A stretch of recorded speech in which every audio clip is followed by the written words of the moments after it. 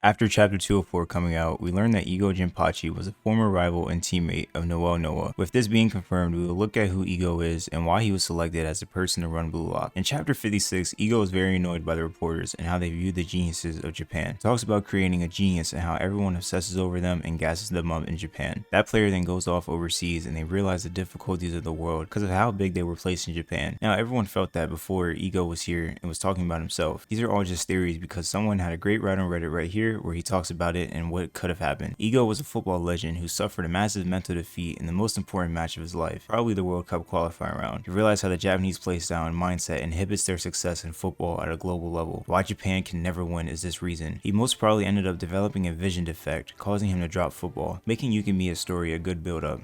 Soon he became helpless and hopeless, retired, and went under the radar. Ego's name is just a cover. How can someone really be named Ego? His appearance changed post leaving football. He became super thin due to a poor diet and depression, and he started wearing specs. Many years later, Henri recognizes him at some convenience store. She explains how he was her legend and asks why he left football. Ego ignores her. She is persistent and she finally gives in. He finally gives in. Ego explains how he is the biggest example of a victim of Japan's beta mindset. How he used to be all passionate and egoistic in the start of his career, but ultimately became a victim. How the ultimately affected his play in the most important match of his life. He explained to her the importance of ego for a striker and thus why Japan football is hopeless. But Henri denies and says that she has faith in Japanese football. Ego exclaims, current Japanese football can never win. Henri says, if current Japanese football can never win, then I'll change it from within. Henri ends up making her way into top managerial posts. Ego, seeing all this, gets fired up. Ego takes up coaching jobs in high school to test if the mindset can really be changed. He realizes what a human brain is capable of. They both collectively come up with Blue Lock. Henri notices how Ego is now all hyped up and acting like a completely different person. Seeing his passion, she starts believing in Blue Lock and Ego. She puts her everything on the line to see Blue Lock work and how Ego accomplishes his ultimate goal. That's how Blue Lock was born. I think this is a great theory due to what we know now. Noah even says that Asagi and Ego think the same, but we know that Ego likely had metavision plus egocentrism, so he probably wasn't terrible, but he couldn't have had too much success because he isn't known by anyone but Noah and Henri. Ego also talks a lot about how players born in Japan can't become great strikers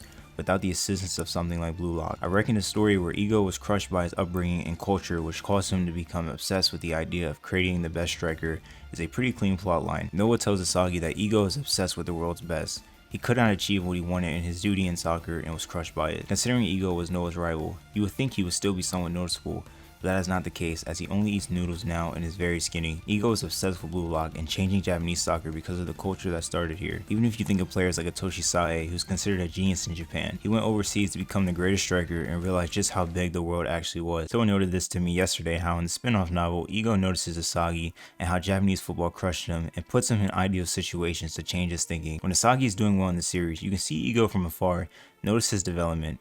He even puts Asagi and Kira in the tag match because Asagi just lost to him because he passed to his teammates, and this was the first test for Asagi to see if he could beat Kira from his own hands.